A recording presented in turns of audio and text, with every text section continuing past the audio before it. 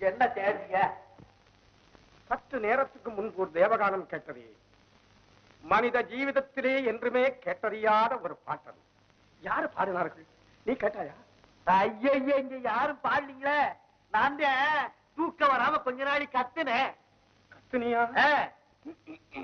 ஏன் சாமி உங்க தூக்கம் கெட்டு போச்சா? சிவ சிவா, தெரியாம கத்தி விட்டனுங்க, மன்னிச்சுக்கங்க. அட பாவி, அசையும் பொருளெல்லாம் ஒரு நாளைக்கு அப்படியே நின்று விட்டது. அப்படிப்பட்ட ஒரு பாட்டை கத்தினேன் என்கிறாய். இது சாதாரணமான மனிதன் பாட்டே அல்ல. அந்த நாதத்திற்கே தலைவனாகிய வேதநாயகம் பாட்டென்றே கருதுகிறேன். நீ யாரப்பா? என்ன சாமி என்னென்னமோ கேக்குறிய பேரிய? உங்க பாஷை ஒண்ணு நமக்கு புரியலீங்க. நான் கொசுக்கடி தாங்க முடியாம கொஞ்ச நாளை புலம்புனேங்கிறேன். அதனைப்படி புலம்புனேங்கிறியப்பா? சரிதான். அப்பா, என் பாட்டிற்கு எதிர்பார்ப்பில்லை என்று ஆணவம் கொண்டிருந்தேன். அது இன்றோடு துளைந்தது.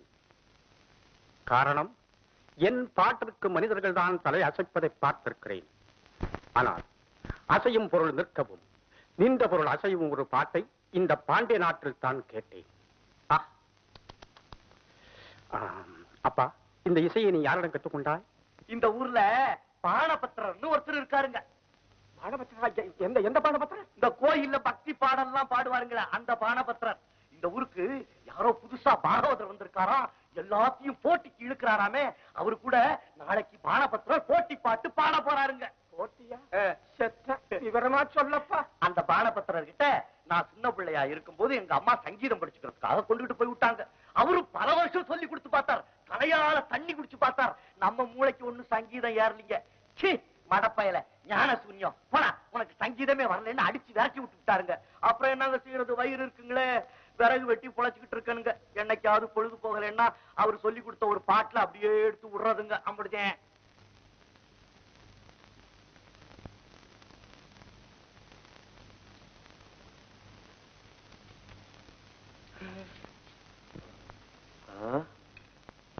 ஐயோ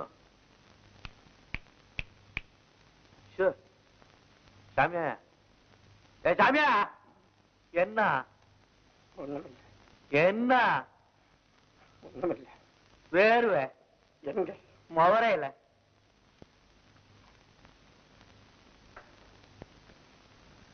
மாணவஸ்தரிடம் கற்றுக்கொண்டு பிரயோஜனம் இல்லாமல் போனவனே இப்படி பாடினான். நாளை பாணபத்திரர் வந்து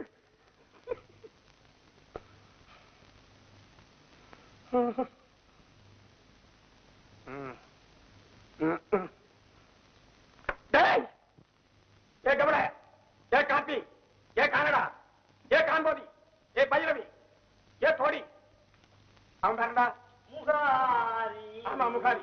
ஏ முகாரி, ஏ பைரவம், ஏ செஞ்சுருட்டி, ஏ பெருசுருட்டி.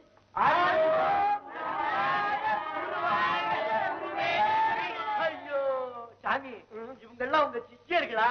இல்ல, என் பிராரப்த கர்மம். கருமம் கருமம் கரகம்.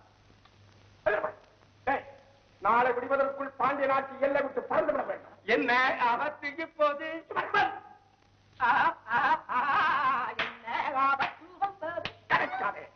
குருவே, நாளை இசை நிகழ்ச்சி. ஐயா, ஏன் இந்த திடீர் புறப்பாடு? ஐயா சுருட்டி, எல்லாத்தையும் சுருட்டி புறப்படுவதற்கு தயாராக இருங்கள். போங்கள், ஓடுகடா ஓடுகடா. மோரகட்டை பாரு, எல்லாம் ஐயனார் கோயில் உருவார மாதிரி. ஐயா, என்ன எழுதுறியே? கொஞ்சம் சும்மாரப்பா, சும்மாரு. ஊரை விட்டு போறீங்களா? என்ன பேம இருக்கியா? என்ன இருக்கு பேர்? என் பாட்டை கேட்டே ஊரை விட்டு போறீங்களே. எங்க வாத்தியார் பாட்டை கேட்டா இந்த உலகத்தை விட்டே போயிடியோ போல இருக்க.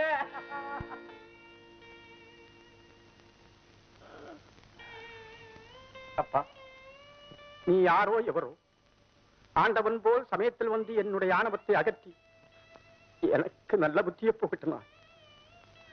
மன்னரையோ பானபத்திரையோ பார்க்க என் மனசு அச்சப்படுகிறது. இதோ என்னுடைய திறமை அனைத்தும் பாண்டிய நாட்டிற்கு அடிமை என்று நான் எழுதியிருக்கிறேன்.